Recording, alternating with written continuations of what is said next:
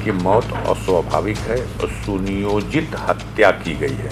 Postmortem की कार्रवाई AIIMS के डॉक्टरों से कराई जाए। एम्स क्या चीन में है? चोर की दाढ़ी में तिनका एक कहावत कही जाती है। जो गरीबों पर जुल्म ढाने वाले लोग हैं, ये लोग मुख्तार अंसारी को माफिया कहते हैं, क्योंकि ये मुख्तार से डरते हैं कि 99% वही मुकदमा हो जो जेल में जाने के बाद झूठा लिखा गया है। ये शासन सरकार अपने मुंह पे कालिख और चूना पोत ले।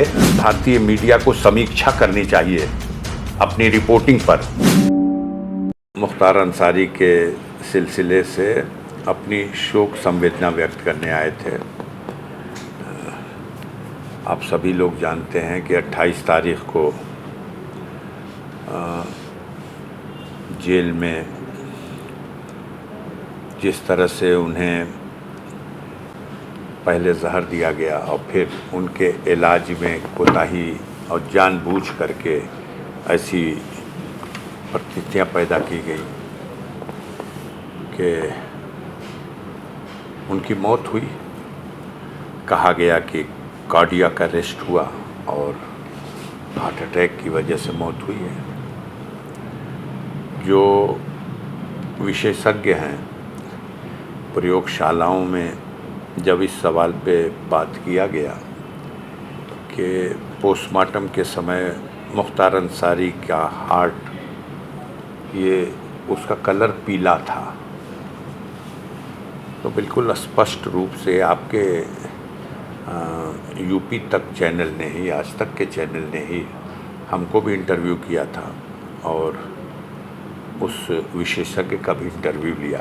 उन्होंने बताया कि कैसे जब किसी व्यक्ति को स्लो पॉइजन दे दिया जाए, या वो खुद खा ले या कोई उसको खिला दे, तो ज़रूरत से ज़्यादा मात्रा में कोलेस्ट्रॉल बनने लगता है और ऐसी दशा में हार्ट के ऊपर एक पीले रंग की परत जम जाती है और हार्ट का रंग पीला नहीं होता, वो उसी हाई कोलेस्ट्रॉल की वजह से हार्ट के ऊपर की परत पीले रंग की हो जाती है और इस दशा में वो कार्डियक अरेस्ट हो जाता है और उसका निधन हो जाता है। इसमें राष्ट्रीय अध्यक्ष जी से आपने कुछ उच्च स्तरीय जांच की मांग की है परिवार वालों ने, आप लोगों ने? देखिए, परिवार तो ये बात जब कह रहा है कि उनकी मौत अस्वाभाविक है और सुनियोजित हत्या की गई है, तो जाहिर सी बात है जब हम आरोप कर रहे हैं, लगा रहे हैं, तो हमें,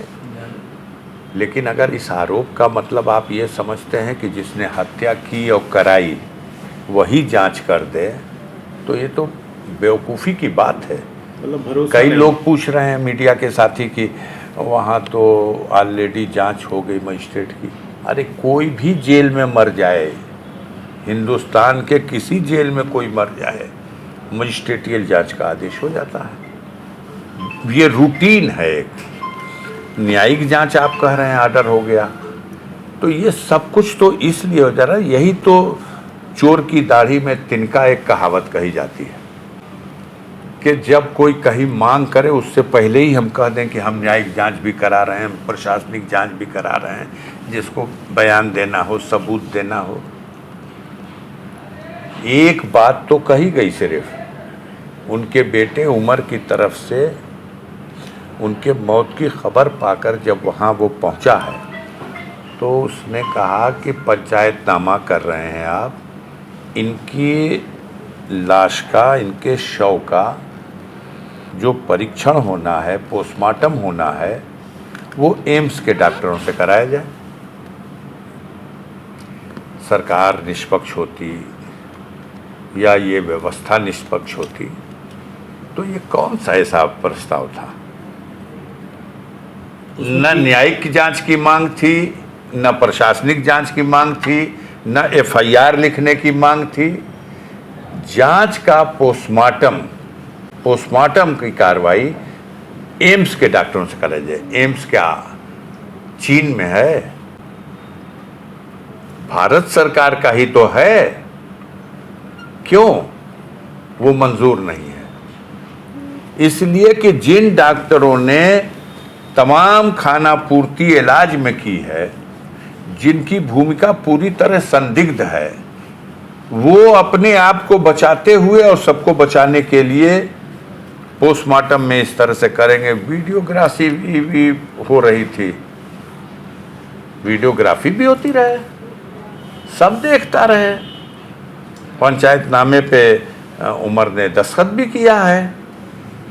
लेकिन जो बात है वो ये है कि एम्स के डॉक्टर आते तो वो अपने परीक्षण में उन तमाम बारीकियों को देख लेते जो उस बॉडी में उन्हें यह सिम्टम दिखाई देते कि इस व्यक्ति की स्वाभाविक मौत नहीं है, हमको भी संतोष हो जाता। एक अंतिम सवाल है कि मुख्तार अंसारी की जिस तरह से मौत हुई है, इसका फायदा होगा आपको या नुकसान? अभी सब आप लोग घटाइए बढ़ाइए। मुख्तार अंसारी की मौत हुई है, आपका जो लाइसेंस दिया हुआ था, मुख्तार अंसारी माफिया है, उस लाइसेंस का जनता रिन्यूअल कर रही है कि उस लाइसेंस को जनता खारिज कर रही है। हमारा कहना है कि भारतीय मीडिया को समीक्षा करनी चाहिए अपनी रिपोर्टिंग पर, जिसने दसियों साल से मुख्तार का सिर्फ एक पक्षीय माफिया माफिया माफिया माफिया और हमेशा ये कहा कि इतना मुकदमा जितना उसकी उम्र नहीं, कभी नहीं पूछा या कभी नहीं सोचा या कभी नहीं इसकी समीक्षा किया। अब वो मर चुका है, अब तो समीक्षा कर लो, प्रायश्चित हो जाएगा। ये समीक्षा कर लो, 25 अक्टूबर 2005 को मुख्तार जेल गए थे और जिस मुकदमे में जेल गए थे वो मुकदमा छूट चुका है।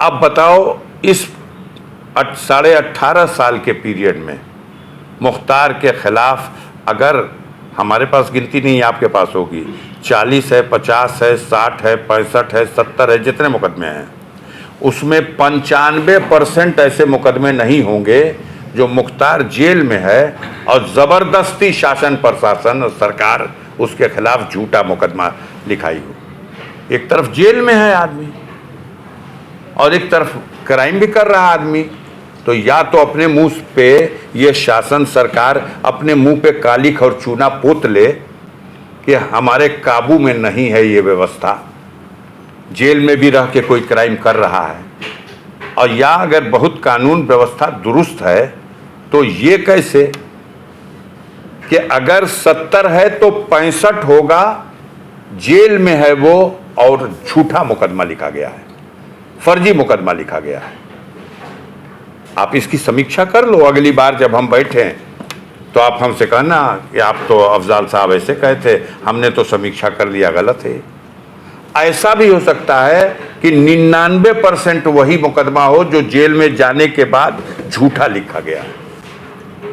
कभी समीक्षा करिए, जिससे आपका मुकदमा बाजी है उसका बयान लेंगे।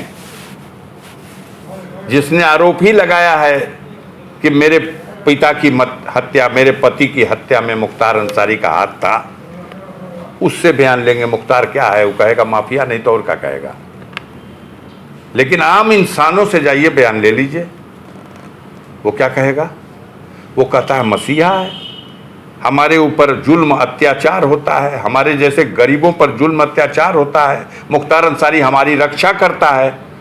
और ये सामंतवादी आतताई जो गरीबों पर जुल्म ढाने वाले लोग हैं, ये लोग मुख्तार अंसारी को माफिया कहते हैं, क्योंकि ये मुख्तार से डरते हैं, वो उनका मुकाबला करता है।